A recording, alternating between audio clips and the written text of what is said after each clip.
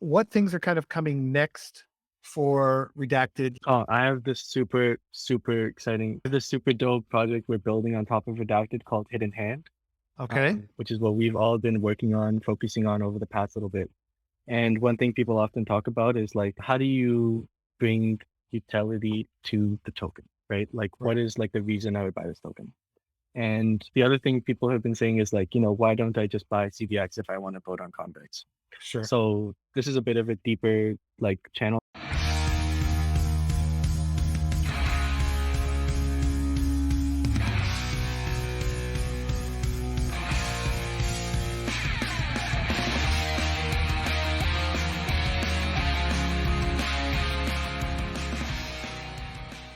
Welcome to Mission DeFi with Brad Nickel, where we explore projects in decentralized finance that are innovating and driving our mission of financial freedom forward.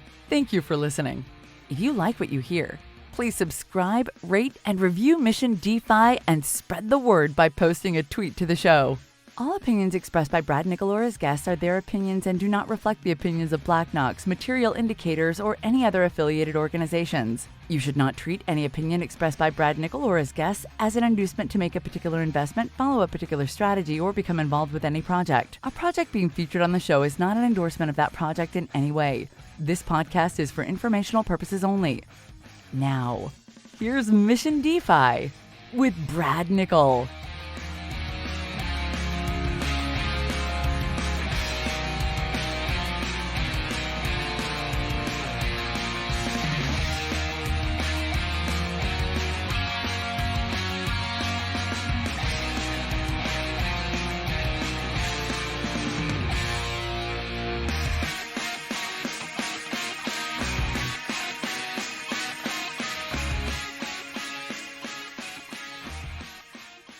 And obviously like this trend of like vote escrow tokens at the same time. So we're reworking the staking mechanism around two vote locked tokens, one called Bribe locked butterfly and the other one called DAO locked butterfly. And maybe I'll give a bit of context on Hidden Hand first before I dive into them.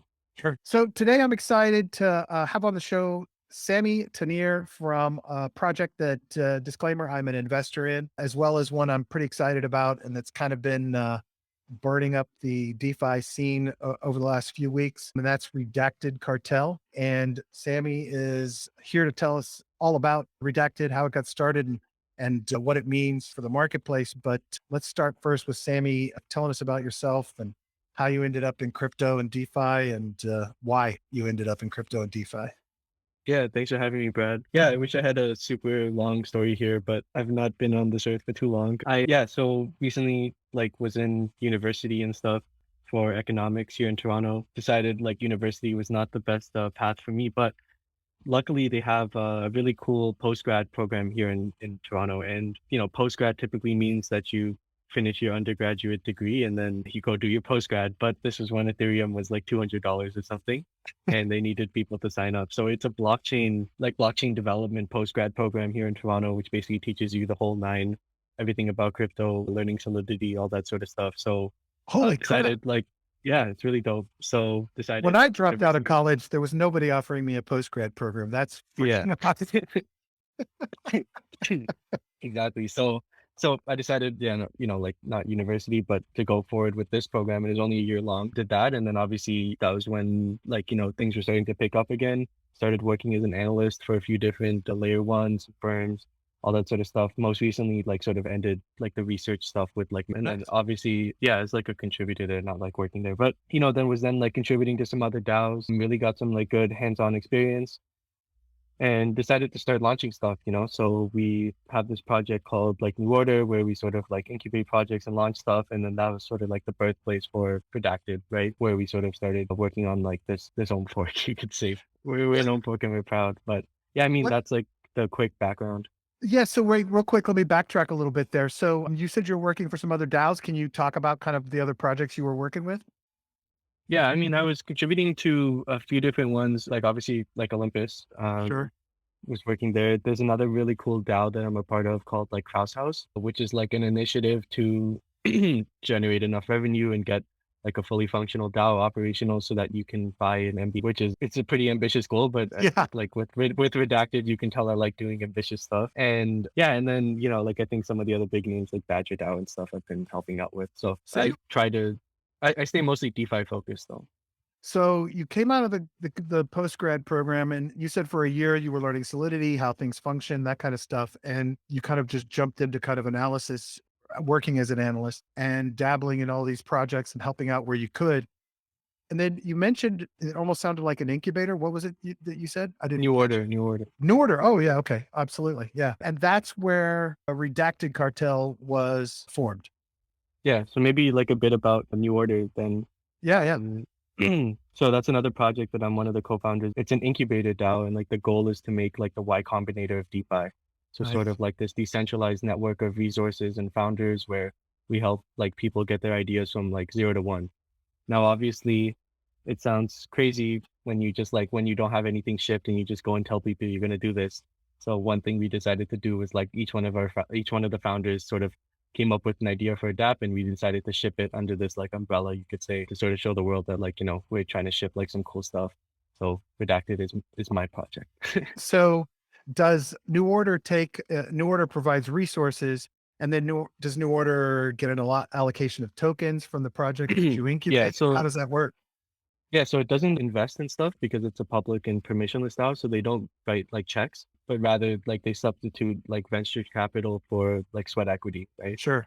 So Desperately like if needed. people have ideas for dApps, but like, obviously it's very hard to launch stuff in the space. Like they don't have the resources, then, that's sort of where we come in. And I guess like the value accrual mechanism for the token and like for people contributing to the DAO is like the allocations of those projects. Yeah.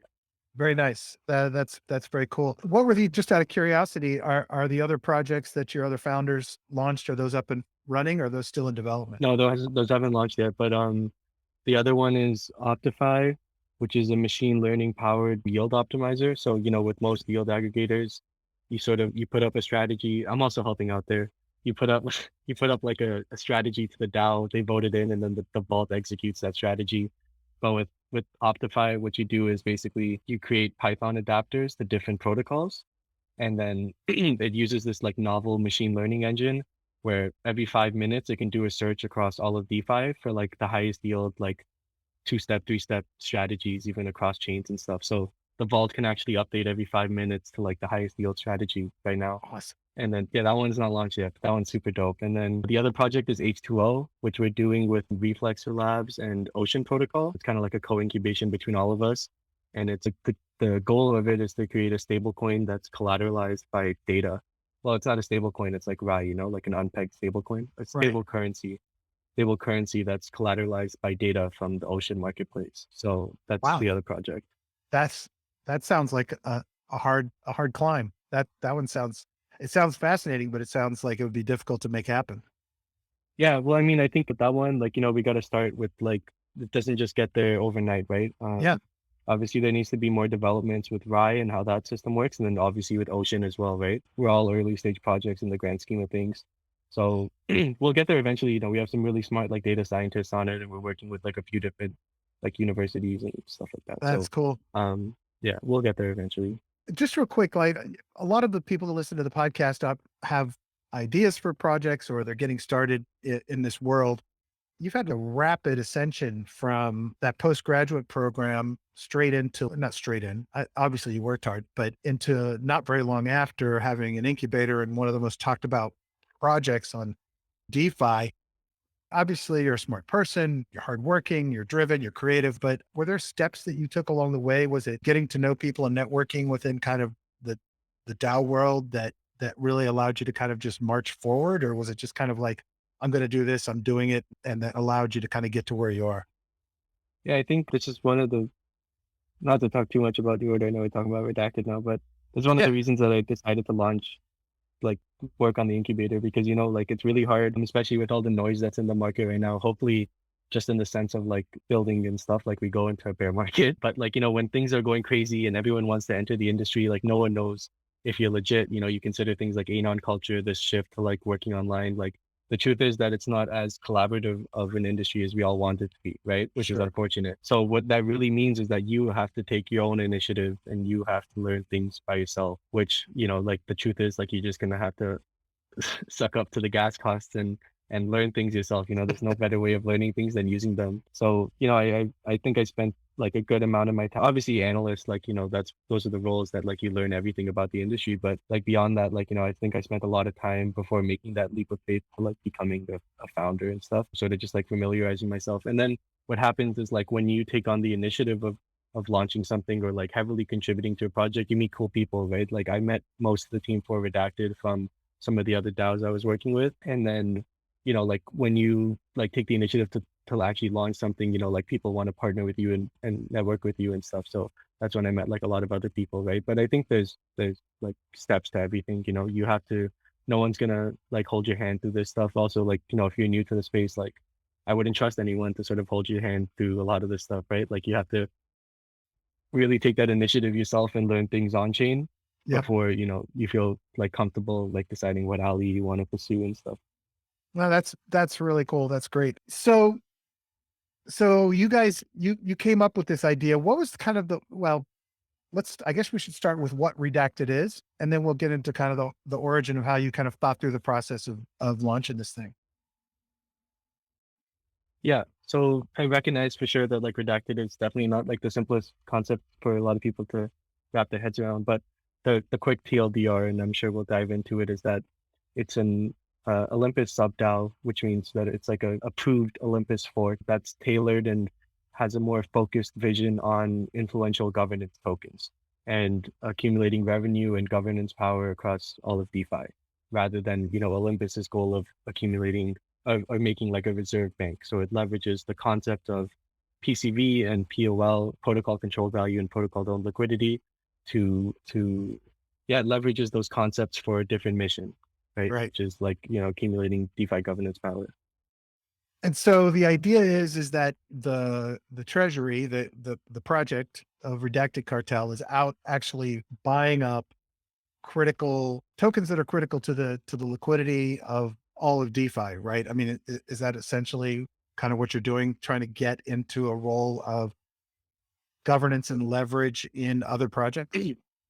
Yeah, I think the cool way to say it, not to like gas my project up too much, but the cool way to say it is that we want to become like kingmakers, right? Nice. We want to be in a position where our DAO and our token sort of acts as like this access key to liquidity across DeFi, right? So, eventually when we're in a position to have, we've done a good job at getting into like Curve and Convex, but, once eventually we make more of an impact on Tokamak and DopeX and stuff like that, like one butterfly vote can give you access to, all these different integrations and launches and stuff, which I think, we'll talk about again, but like, this is sort of like an emerging trend in the space with like vote escrow tokens and making governance tokens have more influence beyond just self protocol like improvements and stuff.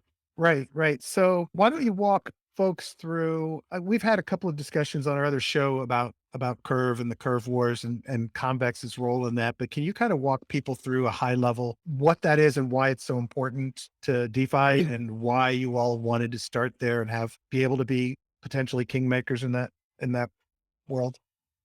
Yeah. So Curve is like an AMM DEX on Ethereum. Well, now it's multi-chain and it's number one in TVL, right? And you might go to the website now and be like, what am I looking at? But Curve is the engine that runs DeFi, truth be told, right? More specifically right now, stablecoins, but eventually moving into volatile assets in the near future. So the way SushiSwap works, the way Uniswap works is that, you provide liquidity on either side and you earn the trading fees on that, right? And that's sort of how you make your money on becoming a liquidity provider for Uniswap. Sure. SushiSwap, same idea, but they give you sushi rewards on top of it as like a bolstered reward. But the sushi rewards are determined by the core team basically, right? So the core team decides who gets sushi and who doesn't.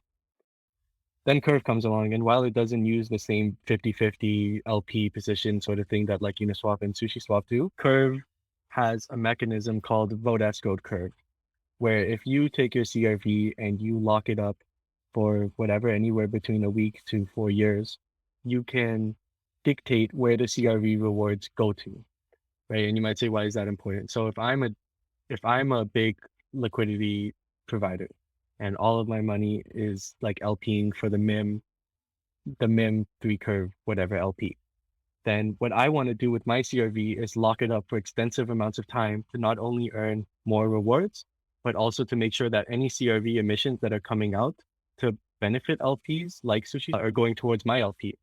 And then if you're a DAO, right, which have like these war chests of treasuries that are just not deployed, if I'm Frax, right, then Frax will basically say, we need to accumulate CRV to make sure that our LP is becoming more liquid so that Frax becomes the dominant stablecoin. Right. What happened, this was like months ago, it feels like years ago, was that projects were leveraging this concept of like, curve emissions and stuff like that to generate more like yield for themselves. And it became a pretty like malicious space in the sense that they were just like farming and dumping. Convex is a protocol that's built on top of Curve, which basically said, like we take Curve rewards and we give them out to you, and it's a more fair distribution. And while everyone was fighting over CRV, Convex came up with this concept of like CVX CRV, right? Where you can take your CRV, wrap it into CVX CRV, and you get a liquid version of VE Curve. But with that also, one other thing is VE Curve is non-transferable, right? There's no liquid markets for it.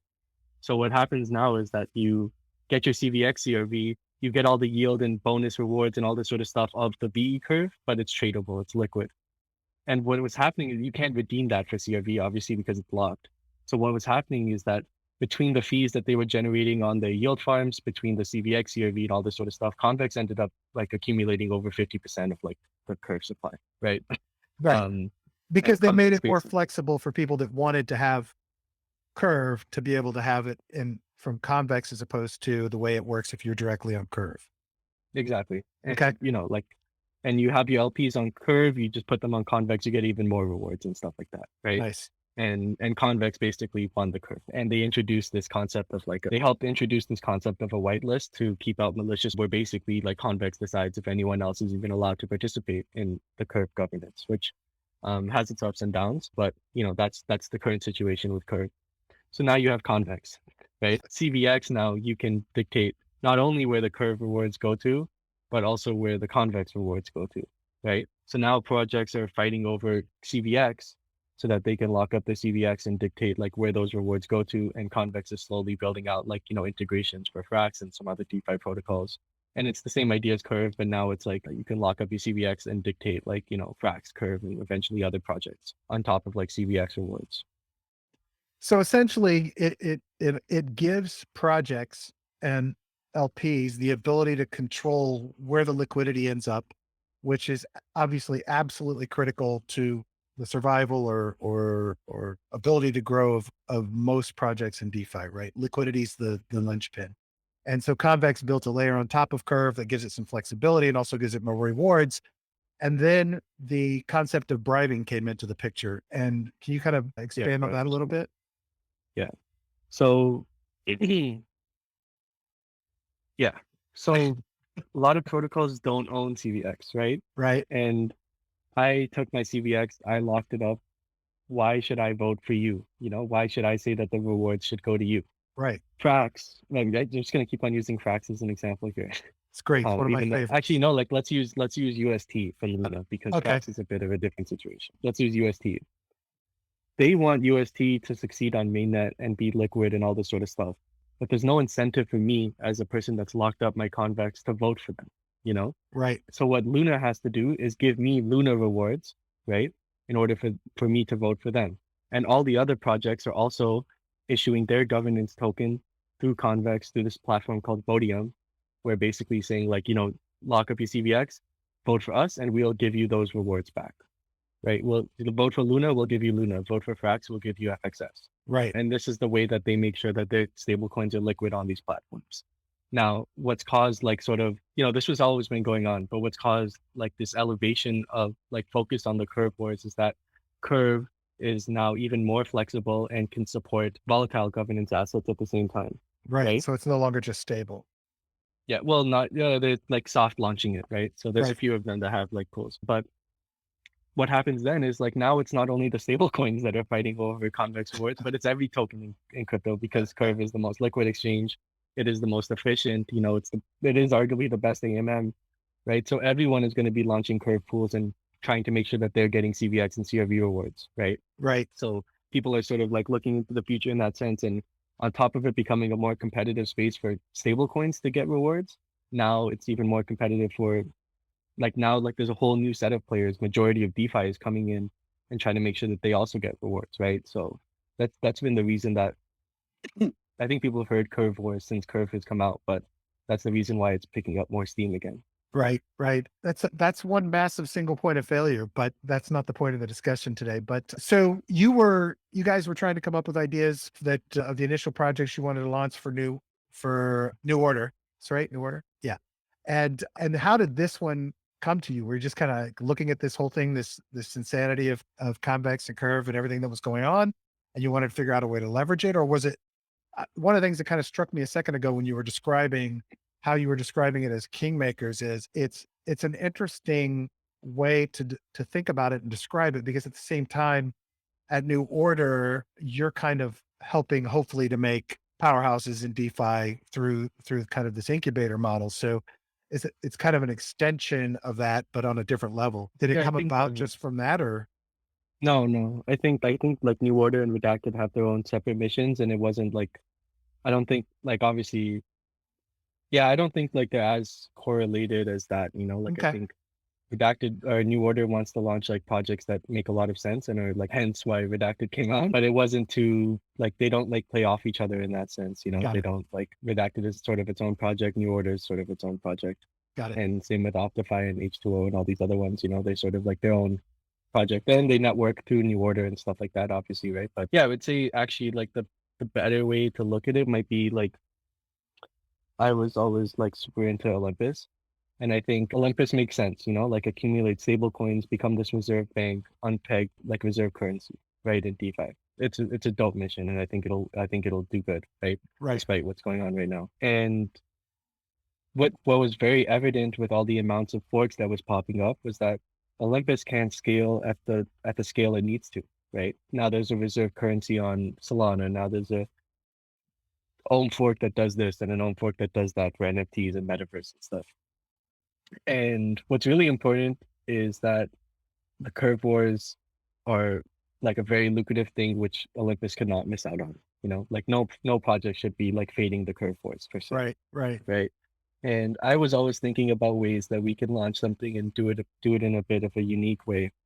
And you know, leveraging the concept of like protocol value that Olympus put out there, it is like the arguably like the greatest black hole for sucking up liquidity there is. Right. So why not make a sub DAO under Olympus that leverages its mechanics to accumulate a significant position in the curve wars by using the same bonding mechanism, but accumulating influential governance tokens like CVX, CRV, and you know other ones eventually. Yeah. That's great. So when was this something you kind of went to the Olympus DAO community with, or in order to kind of qualify as a sub DAO, or what happened kind of at the It's a origin of funny, this? yeah, it's funny because like obviously like Olympus hates forks, right? They like there's so many forks that try to just like kill Olympus and stuff. And you know, I'm a no me, right? Like I don't want to see Olympus. Like I don't want to compete. I don't want to make something that's competing with Olympus, right? That's an Even though interesting like perspective to put you in. Yeah, yeah, yeah, it's like you know, like there's so many ways to leverage that without like being malicious to Olympus. of So course. I always wanted to make it like a sub DAO, like a sort of like a branch under Olympus.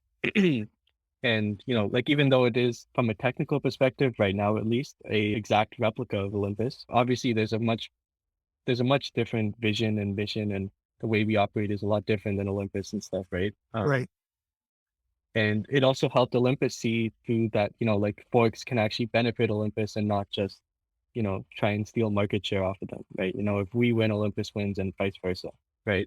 right. So yeah, I mean, you know, like the name Redacted, it's kind of like, why would you name your protocol Redacted? That doesn't make any sense. So the idea from a marketing perspective was like, let's just call the thing Redacted until we like build enough of a community to go to Olympus and say, hey, like, let's launch this together, right? And then we got to the stage where we built that community and we get to the Olympus forum and everyone's like, don't change the name from Redacted. So that's like, Yeah, it's because it that's is the reason. actually a brilliant marketing tactic. Yeah. But like, like, so our name's redacted because like we were gonna like the original name was like Butterfly Cartel, like doesn't make any sense either, right? So I mean all their names suck. So uh that's like how we ended up on Olympus. And then we went to the forum, we had like a forum post, we talked with the community, all this sort of stuff. Like people were very open to the idea. We gave them like a great deal, obviously, because like, we're not just trying to leech off them and stuff. And then yeah, I went to snapshot proposal, passed with flying colors, and here we are. That's cool. So does Olympus gain financially? Are they holders of So protected tokens? I mean, Butterfly? yeah, they get a rev share of 5%. On top of the rev share, they get a significant amount of the governance tokens. Like obviously, I don't think it's worth diving into like how the P tokens work and stuff, but they have a significant amount of like share of the protocol, more than the core team in some way. But yeah, like like they're very well incentivized by us launching this, everywhere from like rev share to equity to yeah. That's cool. That's great. I always, I felt like as things were progressing with Olympus DAO, that as all these forks happened and kind of the open stance was, we hate them all.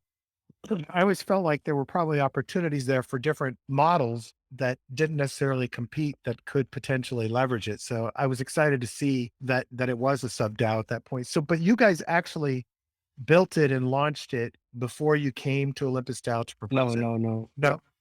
It might. So there was like a lot of FUD, right? Because we were getting like a good amount of traction, and then everyone's like, "Who are these guys?" Right? And then like I had to go when I posted the forum post. Like I don't have it open right now, but like my exact words were that like if you guys vote no, like I won't launch it. Right? Wow. Still the idea because it's the truth. Like like I wouldn't have like why keep Olympus and stuff. Right? Sure. The whole point is to like work with Olympus, right? So no, we didn't launch it before. But yeah, obviously like the idea came up before we got there. Yeah, that's cool. That's cool. So let's talk about kind of the mechanics of how you're utilizing. Well, I mean, I know the mechanics of the tokens and the rebase and the treasury and the bonding all works the same, but how do the mechanics of how you guys are securing convex and other, are you doing just primarily convex and curve right now, or are you also doing other things? Yeah. Right now it's CVX and CRV, but okay, yeah, I guess like where do we start with this? Yeah, from a technical perspective, it works the exact same as Olympus, right? But instead of stable coins, it's CVX and CRV right now. Okay. We want to make sure that we're not overexposed to one vertical of DeFi because we think there will be other winners like TokenMac, Dopex, all these other platforms. Right. And yeah, like while we could. Okay, wait. First, does that answer your question? Well, no. So yeah. So what I was trying to get at is when the protocol goes, is the protocol out buying, or are you guys manually buying convex right now? How are you securing and acquiring convex So and the credit? CVX only comes in from bonds, right? Right. So people are bonding their CVX Got it. CRV to the treasury for Butterfly at a discount. Got it. But Got it. what we are doing to grow that position beyond bonding is we are like for the CRV, for example, we are farming the CVX CRV that I mentioned earlier. And we are like building our CRV and CVX positions through that. So we're farming the treasury at the same time as the bonding. Beautiful. And so, so the motivation for someone to bond them is that they're going to get the benefits of what they have in curve and convex, but they're also going to get the rebasing Butterfly token as part of Redacted Cartel, which essentially gives them multiple values as opposed to just what they had already. Correct? Right now, that's how it works, right? But I Right. think you can continue building on that concept, which is what we're doing, right? So eventually, we want Butterfly to act as this single liquid wrapper for all VE tokens in DeFi. So that includes like, I don't know who's made it public, like Yearn, Ribbon, Dopex, all these projects that have said they're launching VE tokens. Right. And we want to have this one token, Butterfly, act as the liquid wrapper for all of these like non-transferable locked up tokens. And the value is accrued by not only the fees and revenue that we get from it, but also the governance power that it holds across DeFi. So your goal is to just go after one after the other of the V tokens. And so essentially what happens is Redacted then is in a position of what you said, which is Kingmaker, right? The DAO or the project will have a lot of power and control over what happens across DeFi. Yeah, in a fair way, in a cool way, not but yeah, I don't mean that like, yeah. You're going to kill projects because you just don't like the no founder or something. Actually, like what's cool is like let's say you're a new project that's launching. And now the only way for you to go and get integrations and liquidity for your token is by buying other tokens and locking them up and then voting for your own token. Right. So I'm a stablecoin project. I launch and I acquire some butterfly. Now what I can do with the butterfly is get convex rewards on my curve pool. I can get a token MAC reactor. I can get a DopeX SSOB. I can launch an Olympus pro bonding program all through one token. And I don't That's have to lock awesome. up any equity. Oh, that is powerful. That's really powerful. So butterfly, while there's obvious benefits for retail from an upside perspective and all this sort of stuff, is actually more of a DAO facing and more of like a B2B protocol than it is a retail one. Yeah. That's awesome. So you are essentially a B2B product. It's interesting because this Andre Cronje's VE33, I guess he's calling it, that I guess is launching soon, also seems to be making a play on the B2B side, focusing on top 20 protocols, I guess, first. I still haven't taken a deep dive to understand exactly what he's building, but it sounds almost like a enhanced version of Curve from what I can gather, with some rebasing mechanism, but I haven't climbed deep enough into it. Have you guys looked at that at all? I'm really not trying to be ignorant, but I've heard that it's really cool and I'd love to work with it, even though I just like, obviously I've been busy launching my own shit. So Yeah, exactly. but I've heard it's really cool. And it definitely, from what I have heard, like it is like, there's a lot of synergies between us and that part. That's exactly what I was thinking when I asked that question, because it sounds like this is exactly kind of up the strategic alley of what you guys are building at Redacted. And philosophically, it sounds very similar. I haven't figured out exactly everything that he's doing, but just from a strategy perspective, it sounds like it's very similar. So I have to go read it after this. You know, everyone's brought it up and I'm like, I wish I had an answer to this, but I don't. Yeah. It's cool. He hasn't gone like completely into detail yet either, right? You know, he's kind of cryptic sometimes. That's the cool part, you know, we didn't go into detail either, but we'll nice. Nice. I have these bots that monitor trade room volumes on particular tokens that I'm involved with. And I've noticed quite a bit of swapping out of Olympus into Butterfly, but also back and forth as well. And was that something you thought might happen, that some Olympus token holders would want to split up part of what they've earned and put it into what you've created? People, I think, are sometimes selling their own rewards to buy Butterfly directly, right? And I'm assuming it's because they, like me, see the value in what you're doing, but also believe in Ohm. So they're probably splitting up some of their gains from Ohm to buy Butterfly. And so I was curious whether if at any point you thought or other people were worried that some of the locked value in Ohm would end up being swapped out for Butterfly because it's such a compelling narrative. Yeah, you know, so there's a bit of speculation that goes on with every market, right? Like obviously us and the Olympus team, we work really closely together and we're looking at it from the greater picture. Right. And obviously right now people want to ride Butterfly, whether up or down, because they think it offers a unique twist on the old model. But the majority stakeholders by a landslide of the Butterfly token is Olympus. That's awesome. Yeah.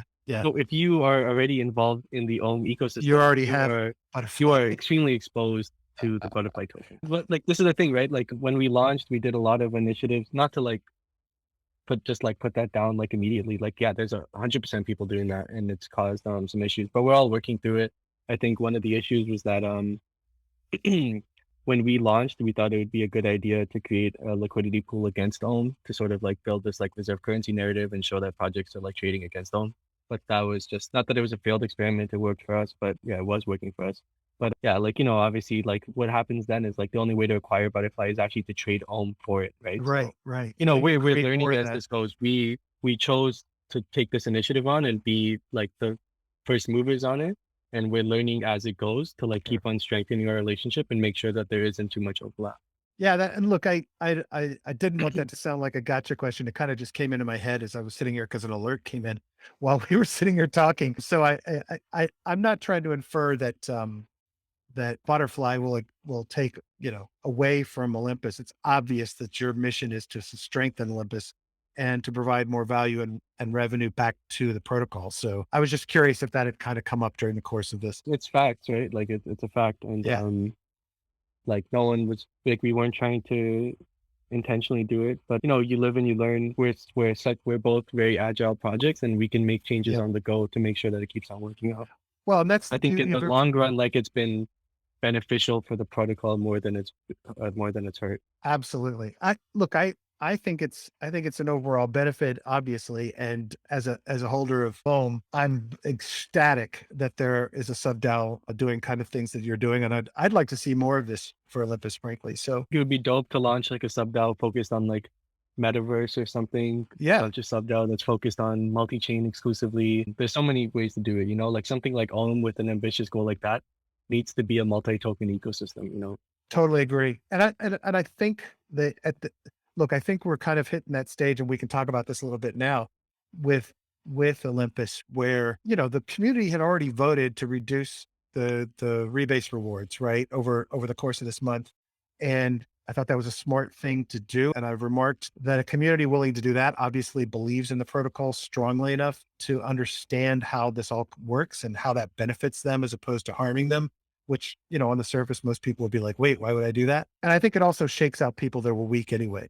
I think that's the other benefit to it. But I also am encouraged every time I see another project being built on top of this, right? From WAGMI hackathons to the investments that the incubator at Olympus is doing to everything else. The more that is engaging with, providing revenue to the protocol and being built on the back of it is, to me, going to only boost the value of my investment personally, but also I think the potential it has to make an impact, across DeFi. So this has been a crazy week for Olympus. It's not even a week. It's been a crazy couple of days for Olympus, and you guys were kind of caught up in it as well. So there was a little bit of FUD that hit, which was just kind of a ludicrous piece of just a ludicrous article that was written basically trying to portray Olympus DAO as a Ponzi scheme or all rebase tokens as Ponzi schemes. And then, of course, defined Ponzi schemes so that almost every DeFi project would qualify as that. And we all kind of embrace Ponzi anyway, but this was a literal attempt to basically say that Olympus has no fundamentals and that it's not going to survive. And at the same time, on the same day or the day after, a large holder of Olympus DAO decided to dump a bunch of holdings in order to cash out some of what he'd gained as an early investor in the protocol. And nobody would fault anybody for that, but probably didn't execute strategically the best possible way of doing that, which caused a dump in the price and cascading liquidations for a lot of community members. And at the same time, dragged Redacted down a bit and some other projects. So you guys are so new, right? And you're working so hard to build something powerful. And we've talked about this earlier. You obviously understand that it's just something that's out of your control. You can't do anything about it. I was just kind of curious, kind of what the, like last 48 hours kind of felt like for you guys. And is it something where you're just kind of like, holy crap, what is going on? And then it's just like, well, we can't do anything about it. Let's just keep working. Or kind of what did it feel like? What was the response like for you guys? Obviously, like none of us on the team like work around price, right? None of us on the team are like that focused on it. But when there's situations like this, like obviously you need to reassure people that like we're not a fuckful or something, and like we're not doing this. And the unfortunate reality is that I'll talk a bit about the Ohm situation after, but the unfortunate reality is that the way our liquidity pool works, being like paired against Ohm and all this sort of stuff, when Ohm gets hit, we get hit harder, and when Ohm goes up, we go up more, right? Just right. But that's at least what we've observed. And regardless, we were defying gravity for a bit there when we first launched, which is totally cool. I think eventually we will like justify that valuation. Right. But yeah, we needed to come back down to earth for a little bit, get the fundamentals in place, launch what we were trying to launch, all that sort of stuff, like any project. But like, unfortunately, like tied with that was the like Ohm situation, right? Where people were just like baselessly flooding. Some people took profits, all that sort of stuff. And that hurt us a lot, right? And I think in the long term, like, it'll all be good. Like, we'll look back and laugh on it and stuff. But yeah, I mean, like a quick rundown of what happened and how that affected our protocol. So there was a red day in the market, took a big hit, and it caused cascading liquidations for people that were taking leverage on Ohm, right?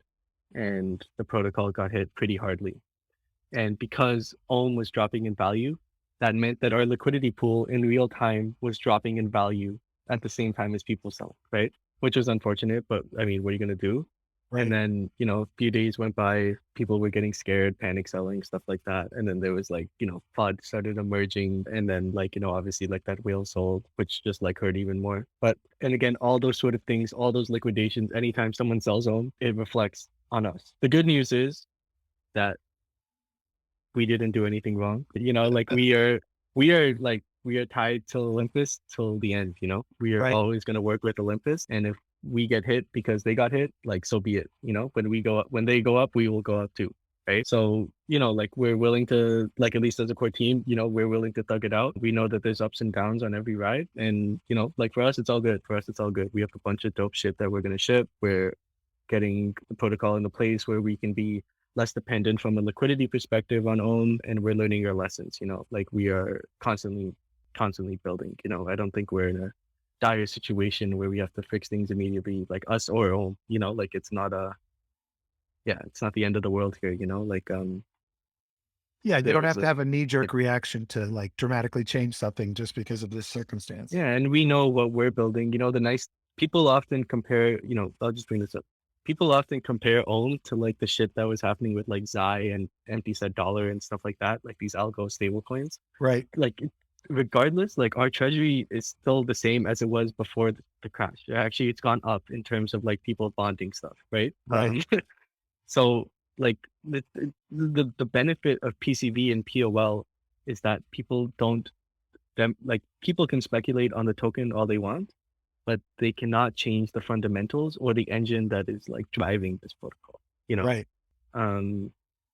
So we are in the exact same spot from a fundamentals perspective as we were before all this happened. When we were going up, we were in the same spot. When we were going down, we're in the same spot. And when we bounce from this, we'll be in the same spot, so Sure. that's the benefit. We're constantly building that engine out to be stronger, make sure it works more efficiently. But yeah, I mean, that's like all I'll comment on it, like we felt the effects from like the Ohm liquidations for sure, but it's all good. We're all chilling on our end. That's cool. As you've grown this thing at a pretty rapid pace, what's it been like to manage and grow the community at the same time? Were you guys kind of, with your experience in DeFi, prepared for what it was going to be like to have kind of this massive people coming in? And is it difficult to scale that while you're also trying to? Yeah, I mean, the team has grown considerably. We have people that are focused specifically on the technicals, people that are focused specifically on strategy, and people that are focused specifically on marketing. Okay. I think one thing that we executed on really strongly is we positioned the protocol in a way, while obviously Ohm forks are a very toxic vertical in DeFi, I think, we made sure that like people know what this protocol is doing, like the risks attached to like the sale, all that sort. We made that very clear. And I think we built a very well-informed community that obviously is seeing the value in like what we're trying to do here. Right. I look at some of these other forks and I pray for them in times like this, because you go to their website and it's talking about the token, they're talking about like how the token is going to go up. Yep. And we have never once said that like, buy this token, it's going to go up. We are focused on the fundamentals and like the revenue we can generate as a protocol.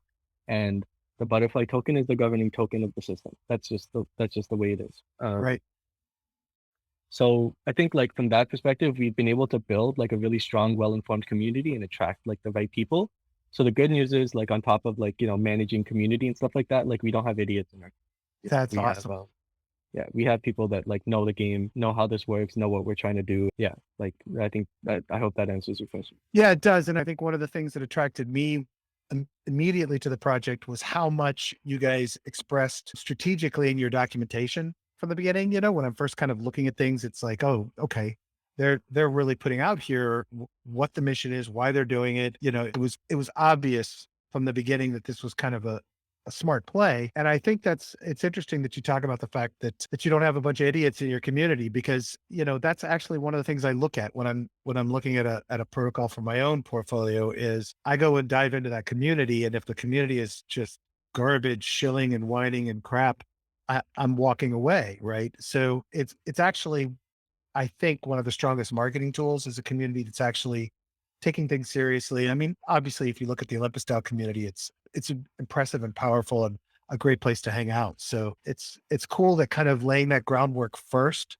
made all the difference. I say that my trading tools company that I told you about at the beginning, our number one driver of subscribers to our service is our Telegram community. And it's because from day one, 3 years ago, when we started offering the tools for free just to test them and try them out, we set these like really strict rules, which you haven't had to do because you were attracting the right people. But in the trading world, you get a mix of personalities. And so we set these really strict rules. But what that did was, even though we were even eliminating people that subscribed and were paying us money from the community because they wouldn't, you know, be respectful of other people, it built a community that everybody that comes into wants to stay because they're learning something and people are providing value to each other and everybody's volunteering to help. And that dynamic is for me a really important criteria of investing in any project. So I think it's awesome that you guys were able to kind of stand it up that way. Yeah, I think, people have different paths to growth. If this was a project where we were all focused on like short-term gains, it would be a different story. Right. But we know people know when you're building ambitious stuff that the stuff doesn't happen overnight. Luckily, our community is like down with the mission. So there's like this funny story in like the Discord, like, how every project has like these copy pasta. People are just like, yeah, stake to zero right now. Like I'm staked until this thing goes to zero and then I'm buying more. So like we actually have a channel in our Discord called Butterfly FUD where we let people like FUD the token and FUD the project. That's like that. And awesome. I think that like speaks volumes as to like people know like what we're building and like no one's really like the majority of our community is like not too concerned with what's going on right now, right? I think if we fucked up and we did something wrong, or if Ohm messed up and did something wrong, then it would be a different story, right? Right. But these is the way things go. This is the way things go, and everyone's like for the most part chilling on our end. That's so kind of a two-part question because I think they're tied together. What things are kind of coming next for Redacted? Oh, I have this super exciting, this super dope project we're building on top of Redacted called Hidden Hand. Okay. Which is what we've all been working on, focusing on over the past little bit. And one thing people often talk about is like, how do you bring utility to the token, right? Like, what is like the reason I would buy this token? And the other thing people have been saying is like, why don't I just buy CVX if I want to vote on Convex? Sure. So this is a bit of a deeper like channel, and obviously like this trend of like vote escrow tokens at the same time. So we're reworking the staking mechanism around two vote lock tokens, one called Bribe locked butterfly and the other one called DAO locked butterfly. And maybe I'll give a bit of context on Hidden Hand first before I dive into them. Sure. So we recently made an acquisition of Votomac, which is like Vodium but for Tokamak, for $1 million.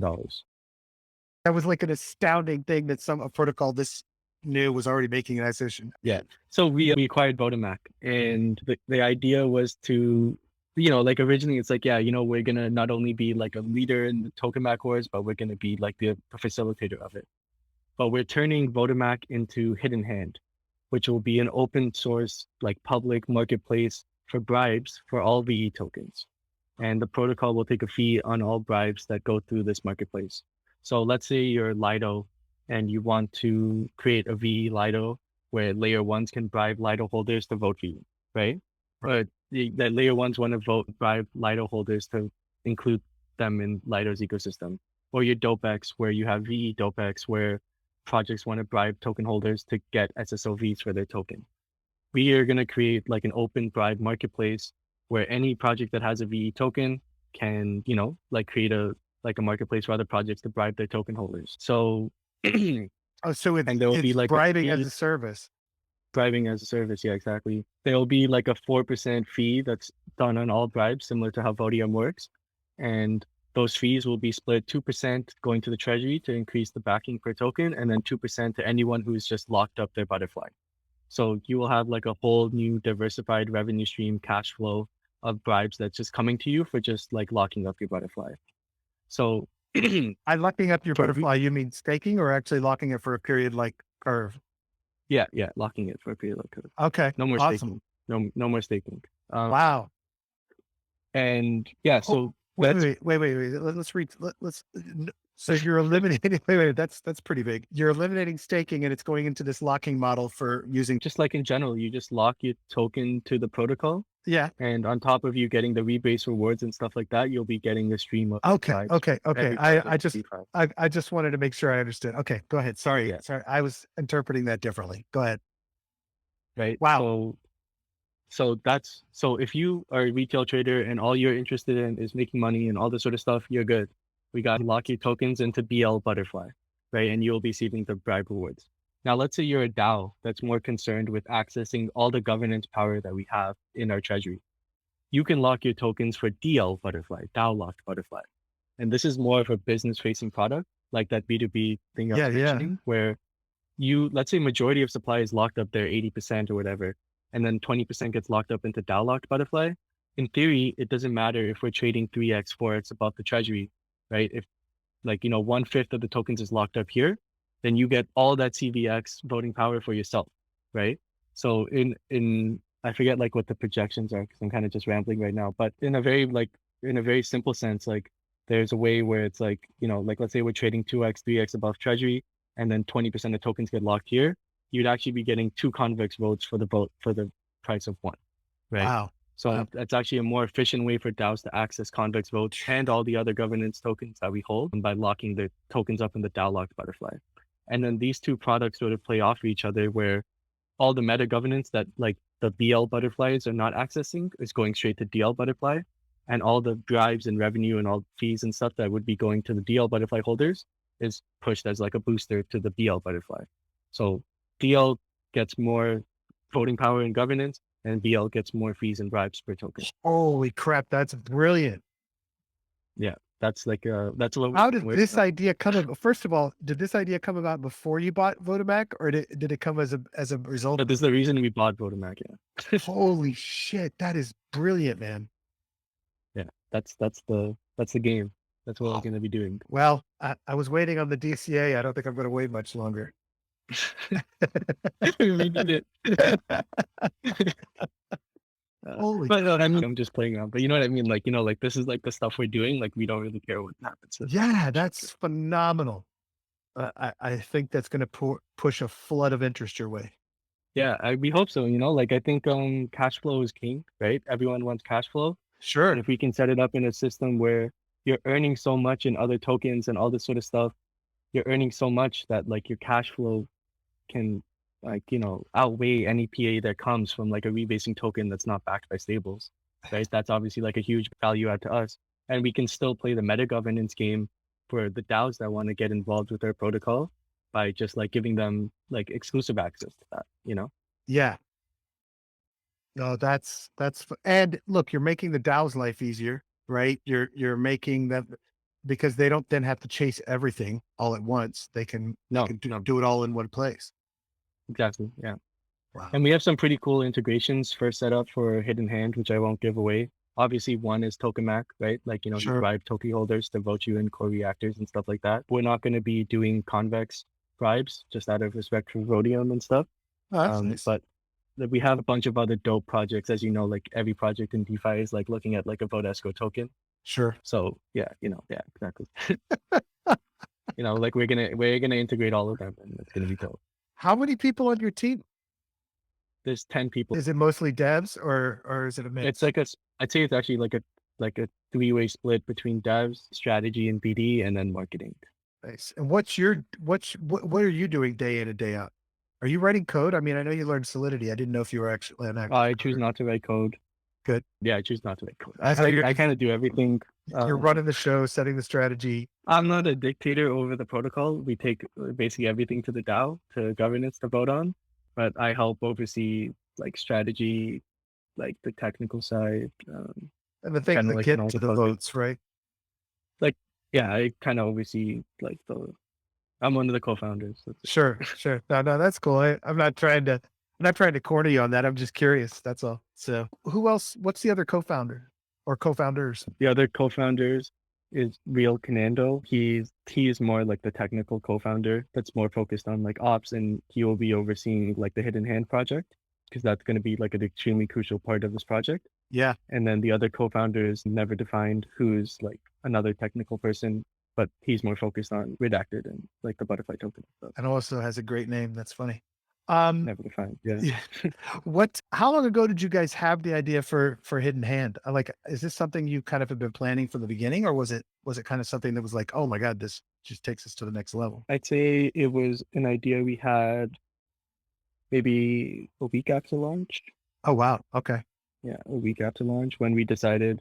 I think when we decided like we're not gonna stick exclusively to the curve and convex ecosystem, but like branch out a little. Right. Yeah, like that's obviously like the easiest way to branch out without having to dilute the token more and start bonding other assets. You Right. got automatic exposure to the war by just creating that Bribe marketplace and putting yourself in a different part on the supply chain. That's fantastic. Wow. I'm very excited to be an investor right now. Seriously, man. Okay. So you guys have already had some partnerships that you've already launched, right? With a bunch of protocols on this hidden hand stuff, we're looking at some like different, like with DopeX, we partnered on some different initiatives like their curve option strategy and stuff like that, Yeah, I knew I had putting seen some some deal stuff. into work there. Yeah. But we're partnering with projects like we're only a month old, so we're Yeah. still our number one focus right now is actually building out liquidity, right? Make sure that there's sustainable liquidity for the protocol. Sure. So I know it's a bit boring and no one really wants to know about all that stuff, but we're thinking long term and we have some cool stuff we're working on, but like right now the focus is on liquidity. So obviously we're partnering for people with the Synapse, the bridge to get it onto other chains, other dexes, stable coins and stuff. Yeah. So that was one of my questions was expansion to other chains. So I assumed you were headed down that path, but Yeah, Phantom and Arbitrum. nice. I'm a big fan. Arbitrum, so we can start doing stuff with DopeX, and then Phantom, I think, is just like, that just makes sense for us from a strategy perspective. Yeah, totally. And that gives you an opportunity to partner with some of the cool things going on there. And the VE3D thing, then we can finally meet Exactly. That's perfect. Yeah. I recommend seeing if you can do something with the Spirit Swap guys. Yeah, those two also. There's actually something on the forum about that. Yeah. Oh, good. Because I'm Yeah. so impressed with that team. Just blown Yeah. away by them. They're amazing. So anything else we should know about what's coming or the project or what things people should think about that we haven't covered today? Yeah, I'd say, right now, all heads down, working on Hidden Hand and building out the liquidity pool. Yeah, if you like what we're doing, check out our Discord. There's a bunch of different ways for you to contribute.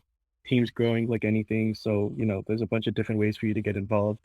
And yeah, that's like I want like. Yeah, are there specific things in the community that people need help with? Oh, we actually have this super dope Notion board and this project called D-Work, which I encourage everyone to go check out. It's like a decentralized Ethereum powered Notion, right? It's like an easy way for contributors to come on, pick up tasks, get paid in real time in a transparent and public way. We're working with it with some other DAOs. Our Commonwealth forum is stacked with like new proposals for you to go check out and get an early vibe as to like what's coming next and what protocols want to do with us and stuff. So, there's a bunch of stuff, like just join the Discord, you'll find something, and we're always need more hands on deck. That's great. I really appreciate your time. I have one question I ask everybody, and that is, what person or project in DeFi has been most inspirational to you, or that you think is really critical to the future of where we're going with DeFi? I think my answer is pretty obvious. Yeah, I already know what you're going to say, but go ahead and say it. Yeah, Olympus. Yeah, I figured. I mean, how could you not? Right? I don't think that needs an explanation. No, not at all. Is there another project that you really admire, or another person in this curve? Curve. All right. Besides the ones that directly. Yeah. Yeah, I really like right now. I think like it constantly changes, like as the space grows. Uh-huh. I'm also like really into Reflexer right now. Like, Cool. I think they have like a really dope project, and I watch like what they do closely. I really like the concept of like an unpegged stablecoin, like DeFi native money. Nice. Yeah. Nice. That's great. All right. And where should people go to figure out how to connect to you guys? Just go to the website, or what's the best place to connect to Discord and connect to everything else? Yeah, I guess like we'll just throw all the links in there. We have, I don't know how you would like physically, I don't know how you would tell people like what the yacht Oh, is. Like yeah, that's right. Yacht/caterpillar turning into a butterfly. Yeah, that doesn't work on audio, does it? Yeah, I'll put it in the show notes. it's on our Twitter. Our Twitter is at Redacted Cartel. That's probably and then the the best yachts place. there. You can access all the links, the Commonwealth forum, the Cool. D-Work page, our Discord, Twitter, all that sort of stuff. Website. And your Twitter handle? My Twitter handle is 0xSami_, SAMI_. Perfect. Really appreciate you coming on and explaining so much and taking so much of your day to help us understand it, man. I'm very excited for your project, and I think you guys are making the right moves. Thanks, man. Yeah, thanks for having me on. Yeah, absolutely.